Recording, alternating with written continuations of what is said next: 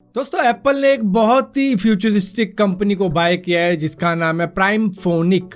ये दरअसल music based एक कंपनी है जो कि एआई म्यूजिक को तैयार करती है, यानी कि आर्टिफिशियल म्यूजिक को तैयार करती है। इनका जो आर्टिफिशियल इंटेलिजेंस है वो है एआई म्यूजिक, उसका नाम ही इन्होंने एआई म्यूजिक रखा है। तो उसका काम ये होता है कि आपका जिस भी टाइप का मूड है वो उस टाइप के म्यूजिक को आपको सुनवाएगी। हालांकि सुनने में काफ़ी ज़्यादा अजीब लगता है कि कोई कैसे हमारे मूड को जान सकता है कि हम ये वाला म्यूजिक इस वक्त में सुनना चाहते हैं, लेकिन है बस ये कंपनी है जिसको एप्पल ने अब बाय कर लिया है अपने फ्यूचर के लिए। फिलहाल के लिए इस कंपनी ने क्या किया, GTA 5 के अंदर ये सारा एक्सपेरिमेंट किया था। मतलब बंदा गाड़ी चला रहा है या बाइक चला रहा है, जो भी चीज़ चला रहा है तो उसके अकॉर्डिंग वो म्यूज़िक लगाता था। अब इसके बाद में आगे चल के इन्होंने फिर वर्कआउट के टाइम का निकाल लिया कि वर्कआउट के टाइम किस टाइप का म्यूज़िक सुनेगा बंदा, कुकिंग के टाइम कुछ, टी टाइम कुछ, और इसी तरीके से अलग अलग टाइम का अलग अलग कुछ कलेक्शन बना ली है इन्होंने कि मतलब इस बंदे को जो सुनना होगा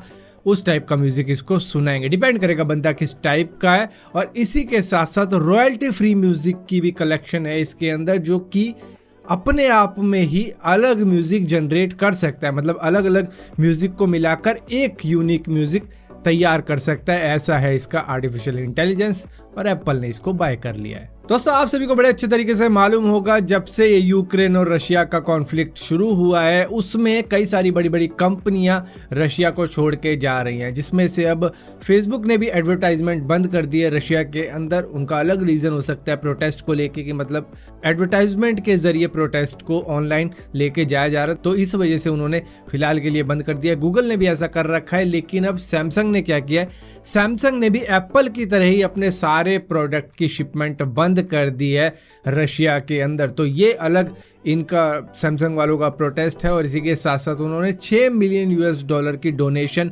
यूक्रेन को करी है और $1 मिलियन की वर्थ के उन्होंने अपने इलेक्ट्रॉनिक आइटम भी उनको प्रोवाइड किए हैं। और इसी के साथ साथ क्योंकि एप्पल ने भी अपनी शिपमेंट और प्रोडक्ट की सेल रशिया के अंदर रोक दी थी, बंद कर दी थी कि हम रशिया के अंदर ये सब सेल नहीं करेंगे, तो वहाँ पर देखा गया है कि कई सारे रशियन लोग अब एप्पल के खिलाफ हो चुके हैं। मतलब एप्पल के आईपैड, फ़ोन वगैरह तोड़ने पे लग रहे हैं कि हमें ज़रूरत नहीं है एप्पल की जीने के लिए, हम एप्पल के बिना भी जी सकते हैं। तो वो अपनी कंट्री को सपोर्ट कर रहे हैं, जिसकी वजह से उन्होंने एप्पल के कई सारे प्रोडक्ट तोड़ के ऑनलाइन डाल दिए वीडियो वगैरह। दोस्तों इंडियन रेलवे ने एक नया सिस्टम तैयार किया है जिसके अंदर अगर एक ट्रैक के ऊपर दो ट्रेनें आमने सामने से आ रही होती है तो वो किस तरीके से कोल्यूजन को अवॉइड कर सकती हैं। दरअसल उन्होंने तैयार किया है कवच। ये है एंटी कोल्यूजन सिस्टम और ये दुनिया का cheapest automatic train collusion protection system है, जो कि सबसे ज़्यादा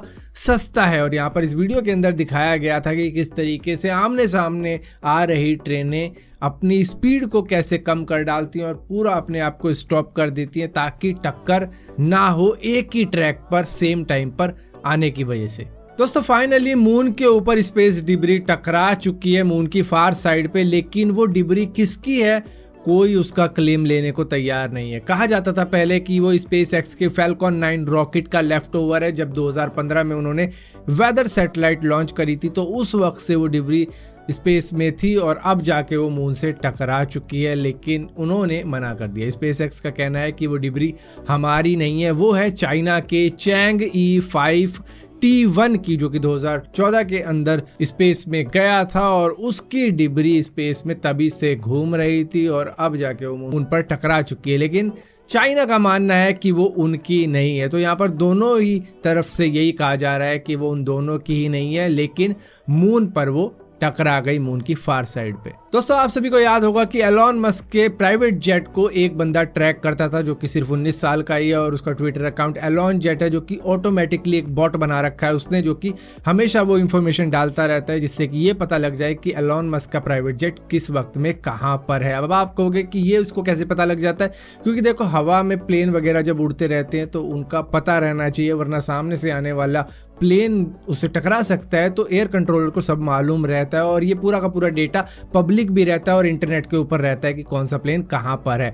अब इस लड़के ने क्या किया है कि ये पुतिन के प्राइवेट जेट का डेटा और इसी के साथ साथ रशियन टाइकून्स के प्राइवेट जेट का भी डेटा देना शुरू कर दिया है कि किस वक्त में कौन कहां पर है। दोस्तों, हम सभी यही सोच रहे थे कि कोविड-19 की वजह से ग्लोबल चिप शॉर्टेज हुई, लेकिन अब जैसे जैसे कोविड-19 की रिस्ट्रिक्शन जा रही थी दुनिया भर से, हमें ऐसा लग रहा था कि अब सब सही हो जाएगा 1-2 साल के अंदर, लेकिन ऐसा नहीं होने वाला है। यूक्रेन और रशिया के बीच में जो भी कॉन्फ्लिक्ट चल रहा है उससे ये सिचुएशन और भी ज़्यादा ख़राब होगी, क्योंकि प्लैटियम और नियोन ये 2 रिसोर्सेज होते हैं जिससे कि सेमीकंडक्टर चिप बनाई जाती है। लेकिन अब ये पूरा सिनेरियो बहुत बुरा होने वाला है, मतलब इससे भी ज़्यादा वर्स्ट सिचुएशन आएगी, क्योंकि रशिया 40% प्लैटियम प्रोवाइड करता है सारी दुनिया को और इसी के साथ साथ यूक्रेन 70% नियोन प्रोवाइड करता है सारी दुनिया को। और इन दोनों की ही कमी की वजह से सारी दुनिया के अंदर क्या होगा, ग्लोबल चिप शॉर्टेज और भी ज़्यादा बढ़ जाएगी। तो ये सिचुएशन यहाँ से अच्छी होती हुई नहीं नज़र आ रही है, ग्लोबल चिप शॉर्टेज और भी ज़्यादा बढ़ेगी। सो फिलहाल के लिए दोस्तों इस वीडियो के अंदर इतना ही था। अगर वीडियो आपको पसंद आती है तो इस वीडियो को लाइक ज़रूर करना, शेयर ज़रूर करना और इसी तरीके की और भी वीडियो देखने के लिए इस चैनल को सब्सक्राइब ज़रूर करना। और सब्सक्राइब किया तो बेल का आइकॉन ज़रूर दबाना, वरना आपको मालूम नहीं चलेगा मैंने कोई वीडियो डाली भी है।